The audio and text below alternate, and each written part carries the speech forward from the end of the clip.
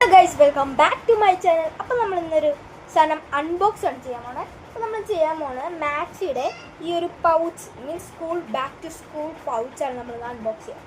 അപ്പോൾ നമുക്ക് ആദ്യം തുറന്ന് നോക്കാം.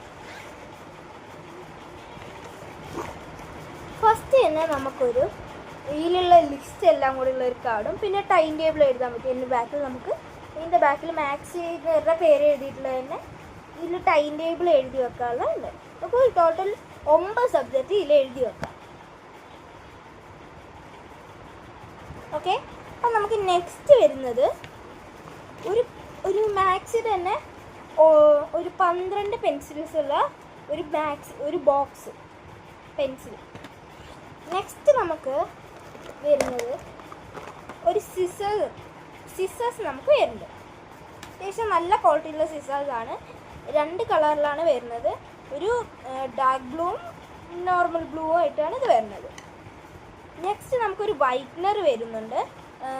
നമുക്ക് അത്യാവശ്യം നല്ല മീൻസ് ഇനി 6th സ്റ്റാൻഡേർഡിലേക്ക് പോകുമ്പോഴൊക്കെ നമുക്ക് എന്തായാലും ഈ വൈറ്റ്നർ നല്ല യൂസ് ആയതുകൊണ്ട് മായ്ക്കുന്ന ഇതിലേക്കുള്ള വൈറ്റ്നർ നല്ല യൂസാണ്. അപ്പോൾ ഇത് നല്ല യൂസ് ആയിട്ടാണ് എനിക്ക് തോന്നുന്നത്.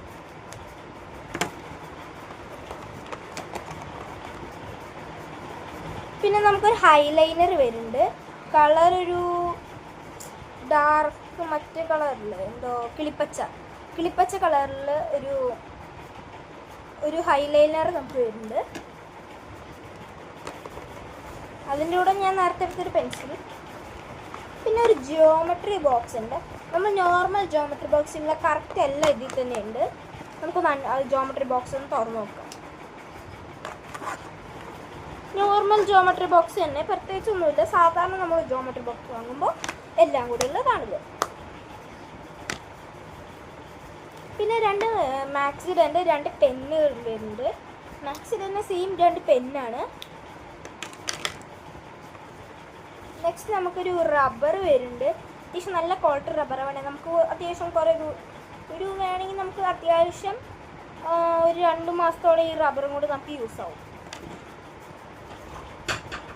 പിന്നെ നമുക്കൊരു കട്ടർ വരുന്നുണ്ട്. That's all, by.